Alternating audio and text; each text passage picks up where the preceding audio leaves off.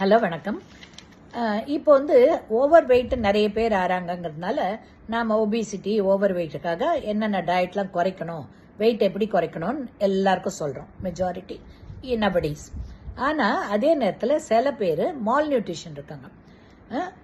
அடல்ட்ஸும் சரி, ரொம்ப ஒல்லியாக இருக்கிறவங்க, யங் சில்ட்ரன், அவங்கெல்லாம் அண்டர் வெயிட் இருக்காங்கன்னு வச்சுக்கோங்க, லோ வெயிட் இருக்காங்கன்னா வெயிட் இன்க்ரீஸ் பண்ணுறதுக்கு என்ன சாப்பிடணும்னு கேட்குறாங்க.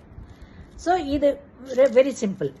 எதுவாக இருந்தாலும் வெயிட் இன்க்ரீஸ் பண்ணுறதுக்கும் டிக்ரீஸ் பண்ணுறதும் because of intake of food. Of course hormonal problem கொஞ்சம் இருக்குன்னு வச்சுக்கோங்க, அதை டாக்டர்ஸ் தான் டயக்னோஸ் பண்ணி அதுக்குரிய ட்ரீட்மெண்ட் கொடுப்பாங்க. பட் நீங்கள் உங்கள் லெவலில் குட் நியூட்ரிஷன் சாப்பிடுங்க, ரைட்டா? அந்த மாதிரி ஒல்லியாக இருக்கிறவங்க வெயிட் இன்க்ரீஸ் பண்ணணுன்னாக்கா கொஞ்சம் ஃபேட்டி ஃபுட் எக்ஸ்ட்ராவாக சாப்பிடணும். கார்போஹைட்ரேட்டு, இனிப்பு வகைகள் நிறைய சாப்பிடலாம். சில்ட்ரனாக இருந்தாக்கா அவங்களுக்கு மில்க் ப்ராடக்ட்ஸு, மில்க் ஸ்வீட்ஸு அதெல்லாம் கொடுங்க, ரைட்டா? பருப்பு வகைகள் கொடுங்க, நிறைய ப்ரோட்டீன் கொடுங்க.